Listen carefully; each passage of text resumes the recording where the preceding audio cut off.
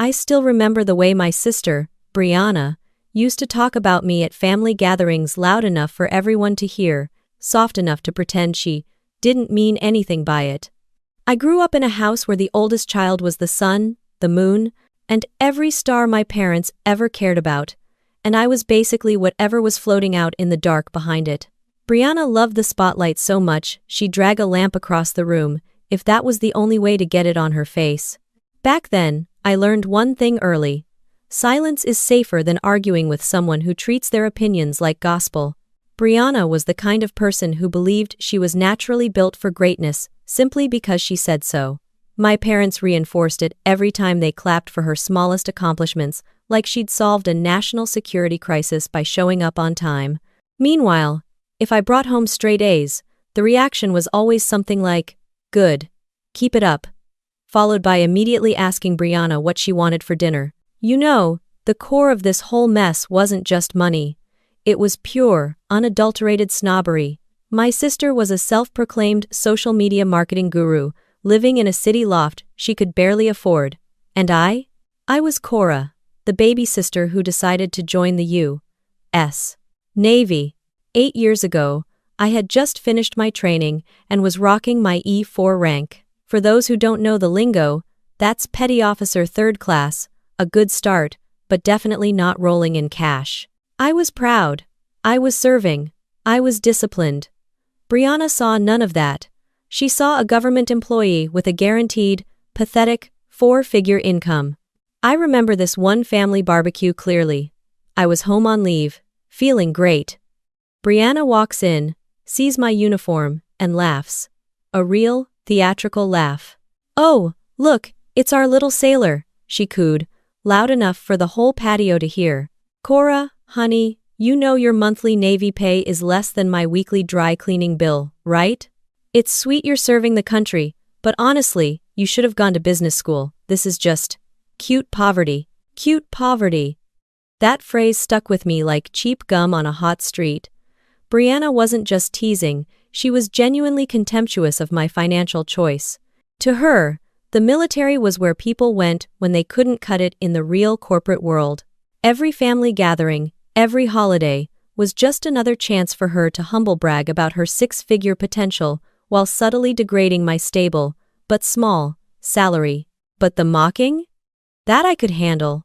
The real kicker, the thing that flipped my decision from, "I'll prove her wrong someday," to, "I will actively plot her downfall," happened a few months later. See, Brianna was always chasing the next big hustle. She came to me with a sob story about a revolutionary app idea that just needed a little seed money. She promised me the world guaranteed 50% ROI in 6 months. It sounded sketchy, but I was desperate for her validation, for her to see me as someone useful. I had just gotten my signing bonus, and some savings, a neat $20,000 to $1,000. That was my nest egg. Everything. She buttered me up, praised my military discipline, and swore she'd pay me back within the year. Like a fool, I gave it to her. Now, any sensible person would write a contract. Any sane person would require collateral. But this was my sister, right? We're family. And she was going to use this money to finally treat me with respect. That's what I thought. A year later, the app was dead. Deader than dial-up internet. I asked her about the money. Just a simple text. "Hey Brianna, can we talk about the 20 grand? Her reply wasn't an apology, wasn't an explanation. It was a vicious, calculated attack. She didn't just refuse to pay. She put the blame squarely on me. "It failed because you didn't lend me more," she claimed. That small amount, that little Navy pay savings, wasn't enough to get the real project off the ground. "Frankly, Cora, you crippled my business with your cheapness." Wait, what? I risked my entire savings, the first big money I had ever earned, and she threw it back in my face, calling me cheap? The audacity was unbelievable. She used my vulnerability, my desire for her approval, and then turned the knife. That $20,000 wasn't just money. It was the last shred of goodwill and hope I had for a normal sister relationship. When I tried to argue, she blocked me on every platform and started telling our parents I was harassing her over a tiny loan. If you're following this story, hit the like button and let me know in the comments. What would you do if your sister betrayed you like this? I read all the comments. And don't forget to subscribe to the channel so you don't miss the rest of this family revenge stories. That was the moment. I was sitting alone in my barracks room, seeing my entire future flashing before my eyes, and I realized one crucial thing. I couldn't beat Brianna with a pity party or begging. I had to beat her with a total system overhaul. I had to achieve a level of success that was so undeniable, so far beyond her wildest, snobbiest expectations, that it would completely shut down her narrative forever. It wasn't enough to just pay off the loan. I wanted to own the whole bank. I looked at my E4 rank and realized it was the barrier. Good pay, but slow growth. To get the financial leverage I needed, I had to move up, fast. And I knew exactly how to do it. I immediately started researching Officer Candidate School (OCS). It was brutal, 9 weeks of mental and physical hell designed to turn qualified candidates into naval officers. Leaving the security of my E4 position was terrifying. I knew I'd have to sacrifice almost everything, including time with my family, the very people I was trying to impress. But the goal was clear: get the rank, get the authority, and most importantly, get the strategic knowledge and the benefits that came with an officer's status. I started pulling 18-hour days, training runs before sunrise, studying procurement and logistics manuals late into the night. My barracks room became a self-study vault. Brianna was still posting filtered pictures of herself sipping champagne, completely unaware that her little sister was about to take a quantum leap in status. I passed OCS. It was the hardest thing I'd ever done. But seeing that gold bar on my collar, that LT.03 rank eventually coming down the pipeline, it wasn't just a promotion. It was the key to my future. It gave me the legitimacy and the resources I needed to finally launch my real revenge.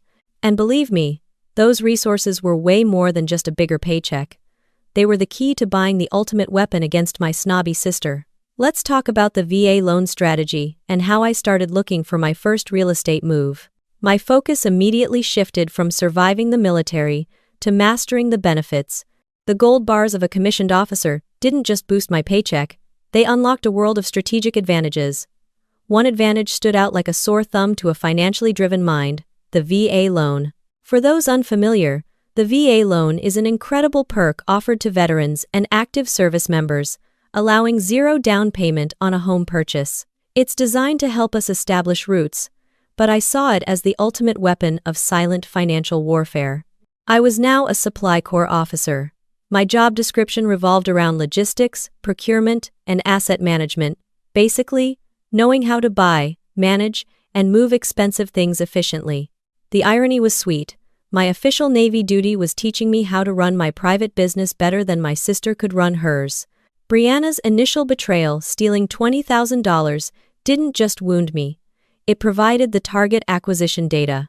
I realized that the one thing Brianna respected, the one thing that spoke louder than any rank or uniform, was hard assets, bragging rights, land ownership, something she could never accuse me of faking. I started my research. Forget expensive urban markets. I needed growth potential, not immediate show-off value. I zeroed in on the Blue Ridge Mountains in North Carolina, remote enough to be affordable, but a massive tourist draw. The perfect place for a secret operation. My first property search was grueling.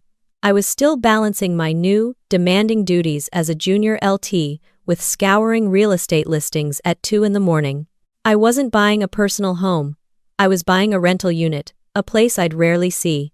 This required a cold, tactical mindset, something the Navy had drilled into me. I found it, a beat-up, 3-bedroom cabin. It was ugly, dated, and nobody wanted it. It was perfect. I utilized the VA loan, putting zero down, and leveraged my stable officer salary to secure the mortgage. To the outside world, I was just another sailor, taking advantage of her benefits to buy a small starter home. Brianna would never have looked twice, but I wasn't planning on living in it. I had to transform it, fast. I flew in on weekend leaves, coordinating contractors like they were deployment units. My logistics training kicked in. I was managing supply chains, deadlines, and budgets on a razor-thin margin. I bought wholesale furniture, managed local cleaning teams, and optimized every single dollar I spent. This wasn't quick cash. This was sacrifice. For 2 years, every promotion, every bonus, every penny I could spare went straight into that cabin. I drove the same beat-up car my dad gave me in high school. I ate military chow every day. Brianna was posting pictures of expensive cocktails. I was calculating drywall costs. When the cabin was finally ready, I listed it on rental platforms. I named the management entity Vance Mountain Retreats. Using the family name was a risk, but I figured it was common enough, and Brianna only paid attention to things directly connected to her own wallet. The results? Immediate. The rental income was phenomenal. The demand for mountain getaways was booming, and my strategic pricing was drawing crowds. That first month's rental income was almost double my monthly mortgage payment. It was the first true taste of victory, far sweeter than any military commendation. This success gave me the cash flow to make the next move. It proved that my pathetic Navy pay, combined with military benefits and discipline, was a far more powerful financial engine than Brianna's flashy, unstable schemes. I immediately started the hunt for property number 2.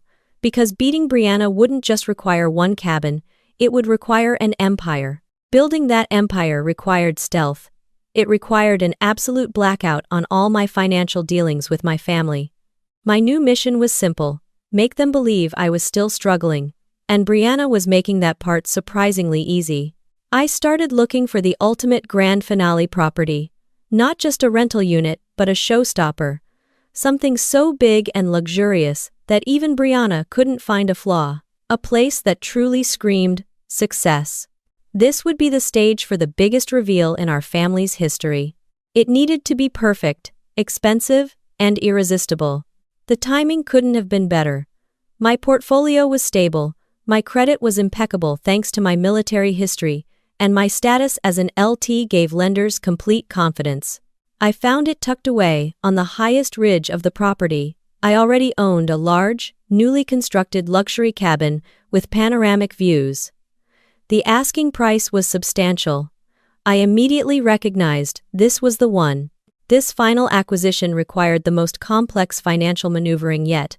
I used a combination of cash flow from my existing rentals and secured the remainder through a new, much larger VA loan. People sometimes think VA loans are only for small homes, but when you have the income and the service history, the purchasing power is massive. I named the property the Admiral's View, mostly just to amuse myself with the military reference.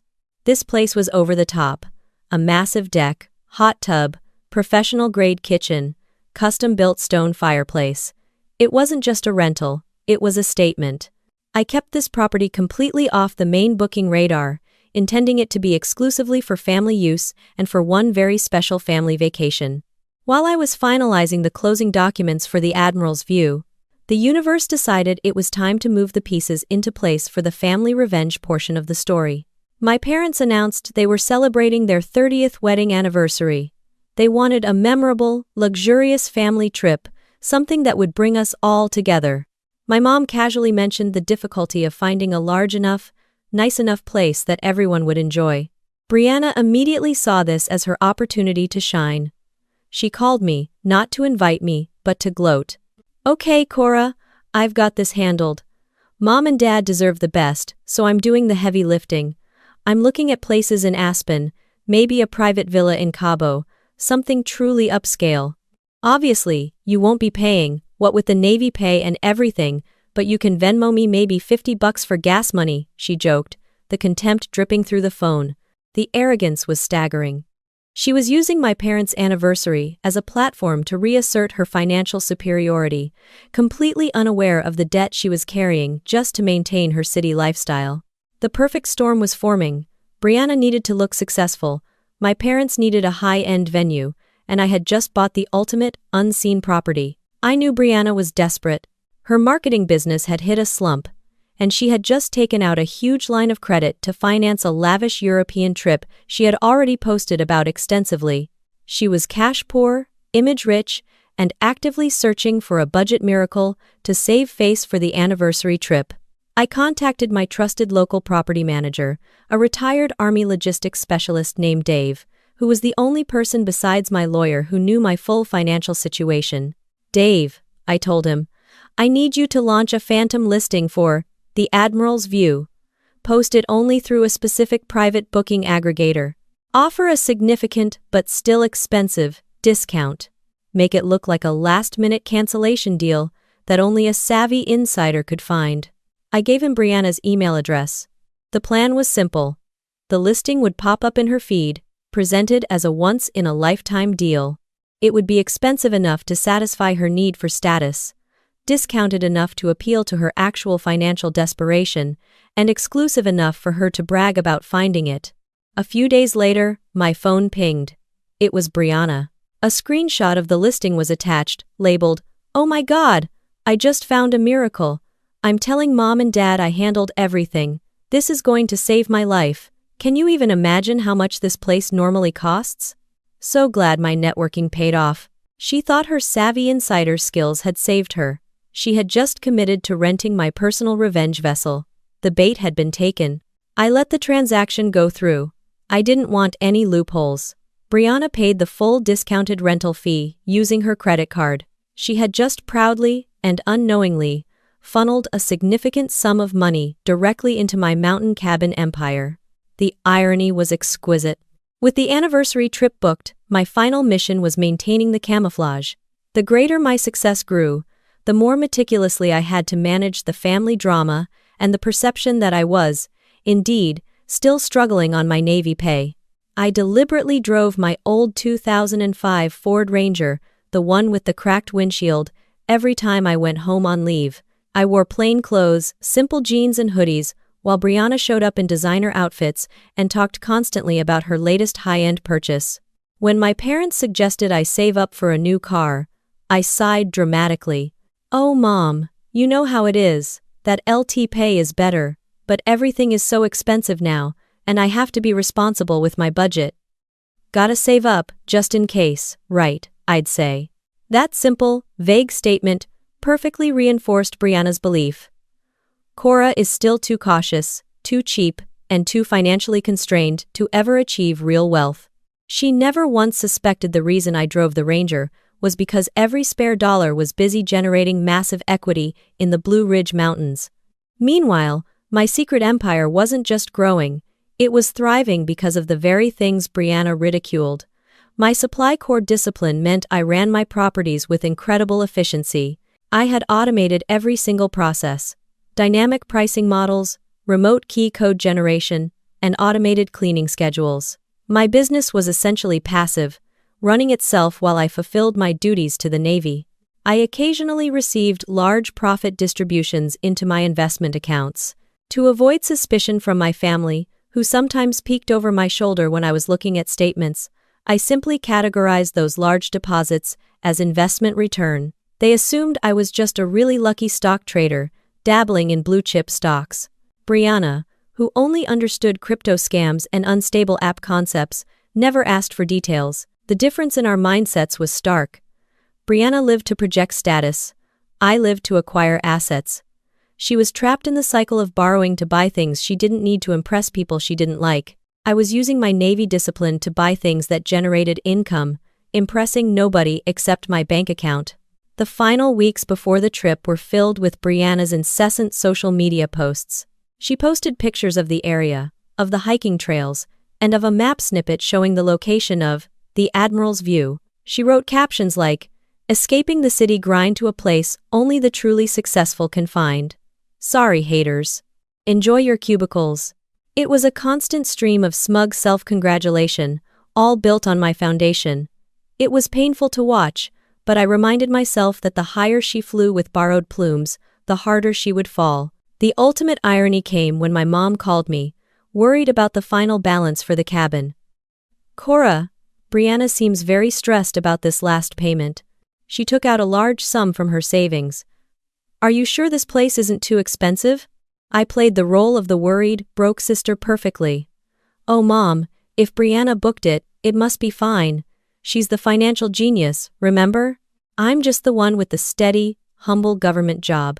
I hope she didn't overextend herself, but I can't really afford to help, unfortunately." That call confirmed everything I needed to know. Brianna had leveraged herself heavily to secure the booking, making her investment in the family revenge plot substantial. She wasn't just using her pride, she was using her real, albeit limited, savings. The drive to the mountains was scheduled for the next week. I arranged for a few days of military leave, telling my command I was attending a mandatory family event. I packed the Ranger, not with camping gear, but with one meticulously prepared garment bag. I was ready to face the music. Or rather, I was ready to conduct the final symphony. The drive up to the Blue Ridge Mountains was long, but it gave me time to mentally review the 8 years of planning that led to this moment.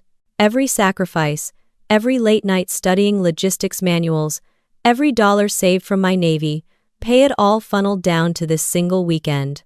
My parents and Brianna were scheduled to arrive a day before me.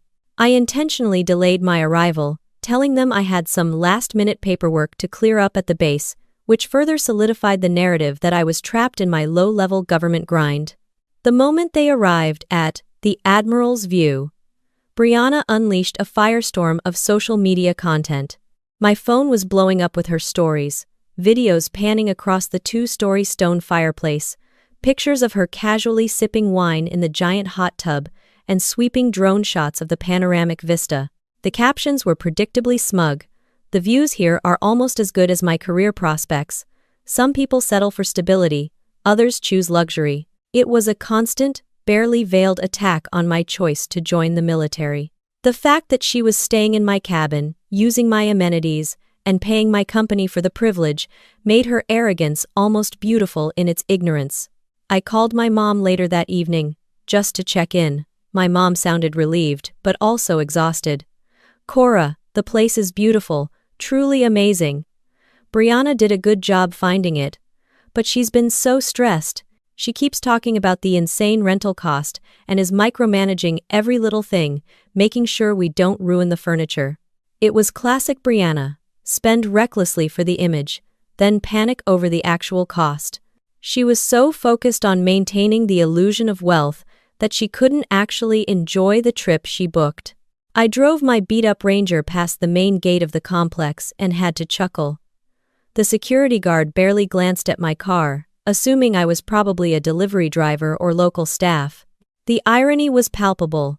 The owner was the most inconspicuous person on the property. I finally pulled up to the Admiral's View late in the afternoon. Brianna's brand-new, fully loaded SUV was parked prominently in the driveway, practically hogging the space. I parked my dusty Ranger far off to the side, next to the garbage bins, just to maintain the illusion. I grabbed my simple duffel bag and my carefully hidden garment bag. As I walked up the massive stone steps, I heard laughter coming from inside. I opened the door and walked into the living room. Brianna was posed perfectly on the sectional sofa, phone in hand, mid-story. She paused, saw me, and her perfectly crafted smile faltered.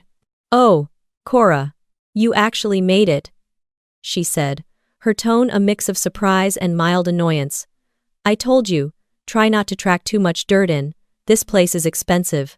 Did you have to take a half-day off for this? I figured your command would be upset." My dad looked genuinely happy to see me, rushing over for a hug. My mom gave me a look of concern, probably noticing my plain clothes and my tired face. Brianna took another sip of wine, dramatically rolling her eyes. "Seriously, Cora, don't worry about trying to contribute to the grocery bill. We know that Navy pay is tight. Just try to enjoy the luxury while you can."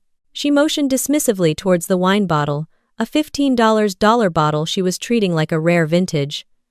"It's nice to finally have a proper, high-end family vacation, isn't it? Something that shows how far some of us have come." The stage was set. The final, blatant insult. She was completely trapped in her own arrogance. She had just handed me the microphone and the spotlight. I smiled, a slow, calm smile. "It is beautiful, Brianna. You really outdid yourself finding this place," I said honestly. "But there's actually something I need to take care of first. A small logistical issue regarding this property." Brianna laughed, a high, brittle sound. "Oh my God, Cora, are you checking for leaky faucets? Don't try to find work here. Go put your bag in the guest room before you wrinkle my throw blanket." "No," I replied, my voice dropping slightly, losing the sweetness. "It's about the management. Brianna rolled her eyes again, dramatically sighing for my parents' benefit. Oh, for heaven's sake, Cora. The management is fine. I booked this through an exclusive channel. Stop trying to find problems where there are none, okay?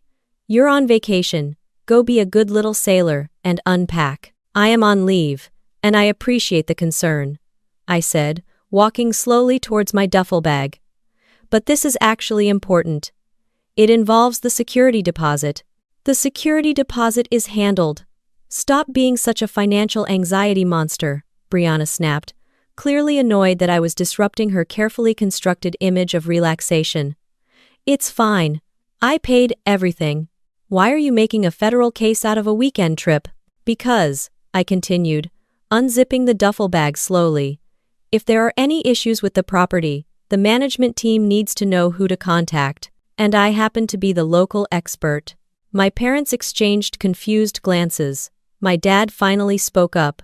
Cora, honey, what exactly are you talking about? Brianna handled the booking. She did, Dad. Beautifully, in fact, I confirmed, pulling out the garment bag. She used the exact channel I needed her to use.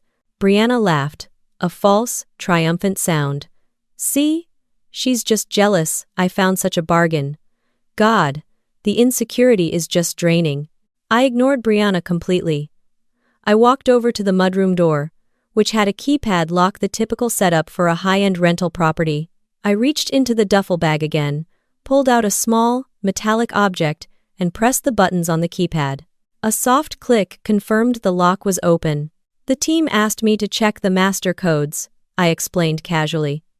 They tend to change them frequently for security reasons, especially after large groups leave. We wouldn't want any past guests coming back unannounced. Right. Brianna froze. Her eyes narrowed. What are you doing? How did you get that code?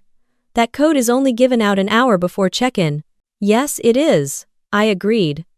Unless you have the universal owner's code.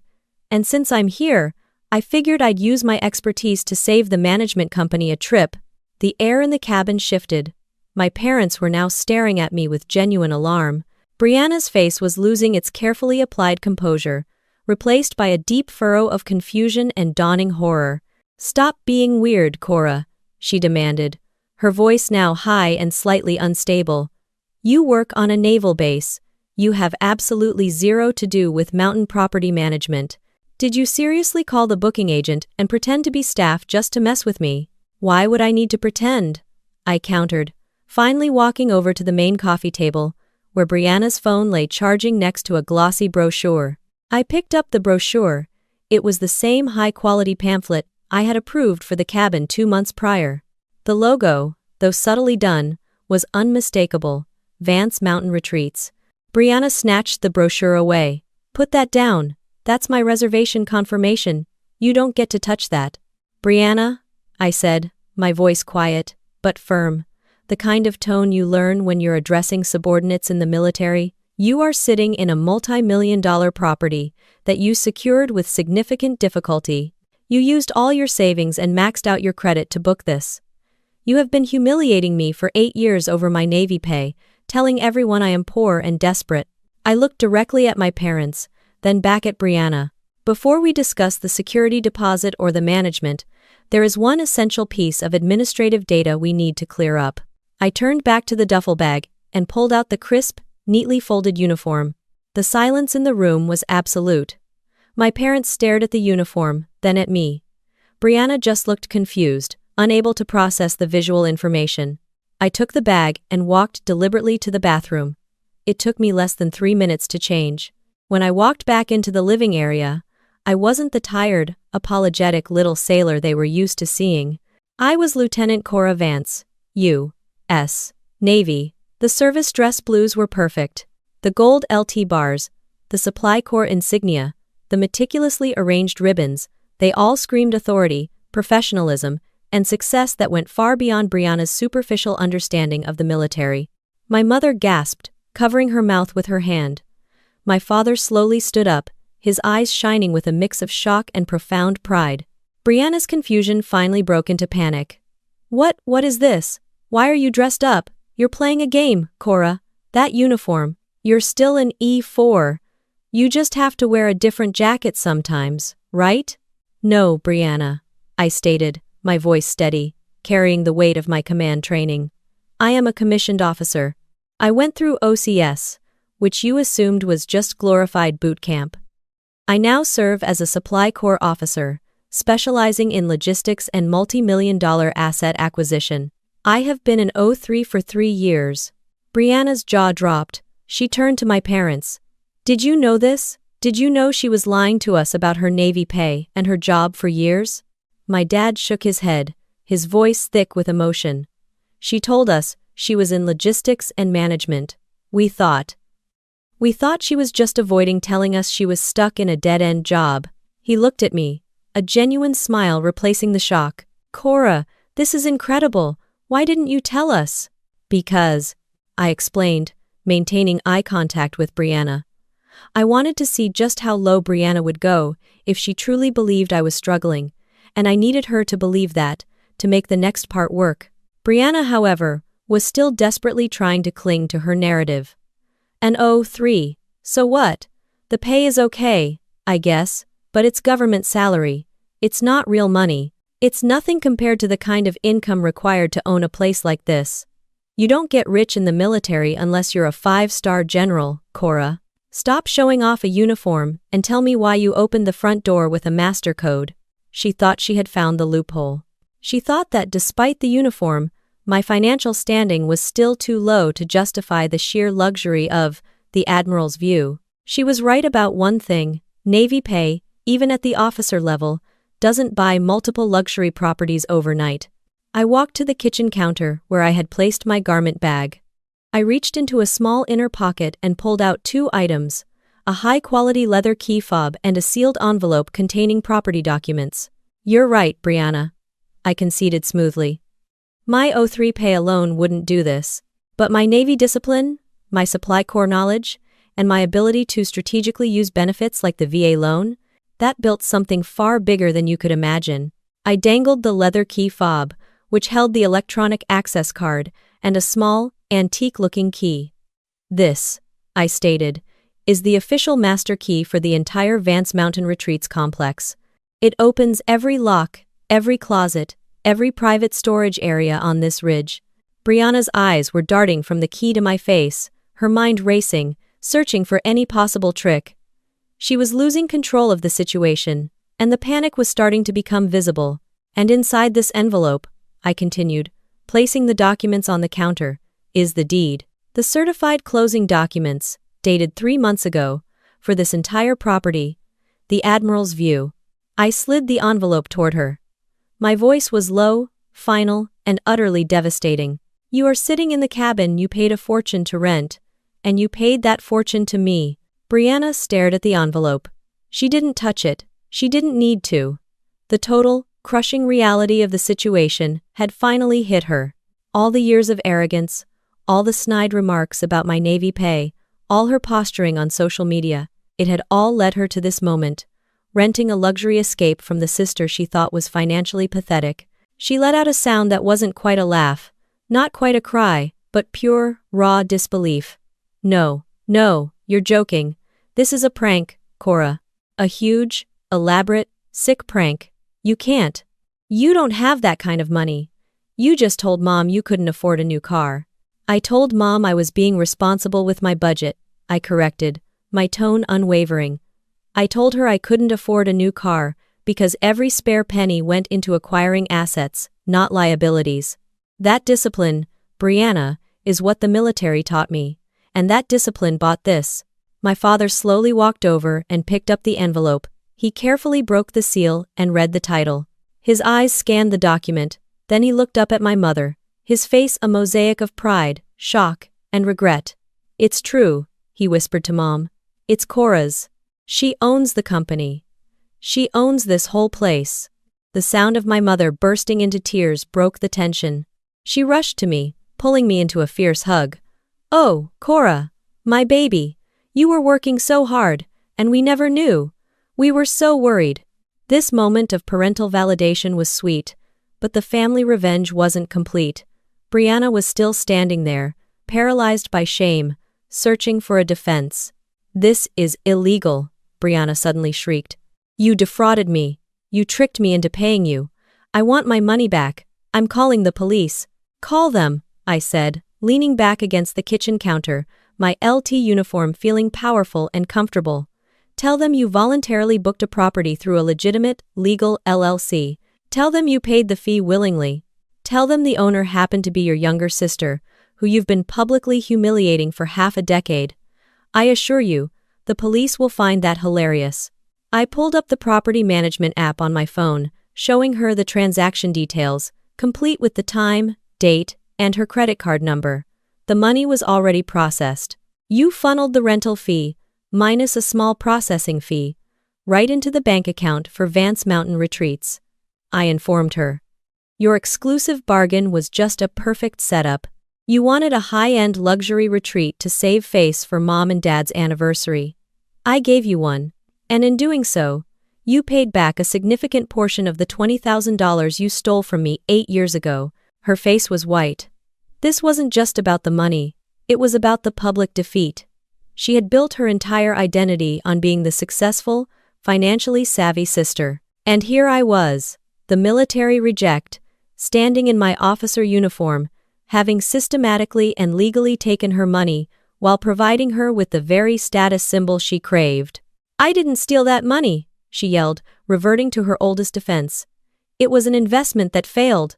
I told you, you sabotaged me with your cheapness." "You called me cheap, Brianna," I corrected, walking slowly toward her. "You called me broke. You called my Navy pay a joke.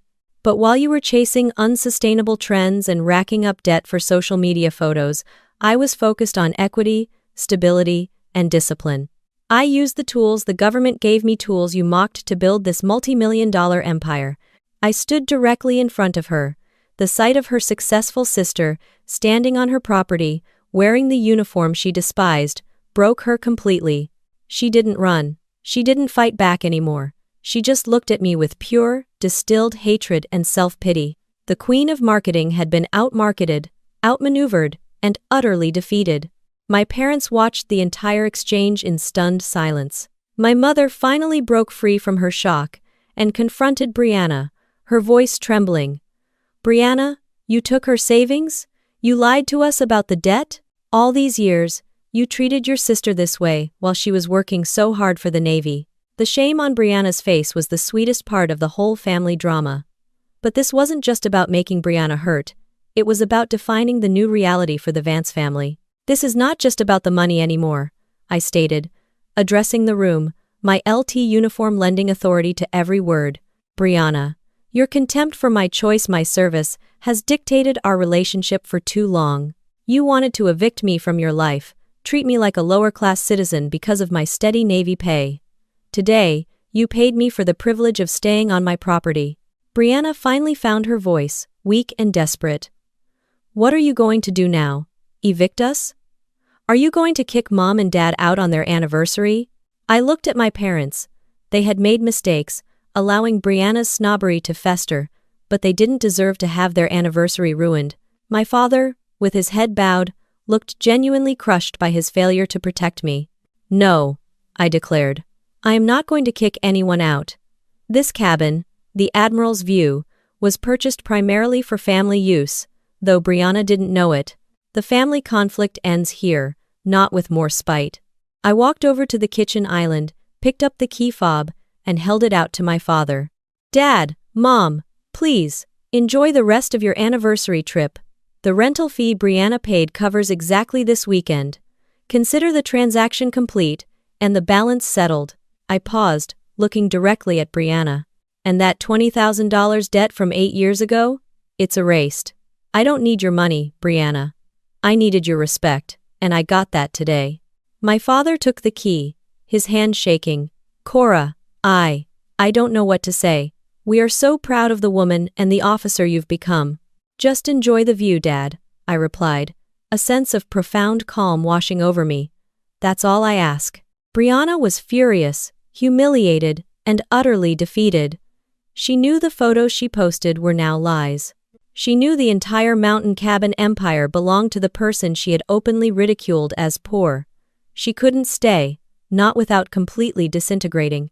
Without another word, she grabbed her small handbag, stormed out the back door, got into her SUV, and sped away, leaving skid marks on the expensive cobblestone driveway. The silence that followed was heavy, but clean. The toxic energy was gone. I sat down with my parents, finally out of uniform and back in my casual clothes. I spent the next hour explaining the logistics of the VA loan, the difficulty of OCS, and the long hours spent managing contractors. It wasn't about bragging. It was about opening up and letting them truly understand the silent dedication of my life. For the first time, they didn't see the little sister who needed validation. They saw the resourceful, highly successful Navy officer who had built something extraordinary. That evening, I said goodbye.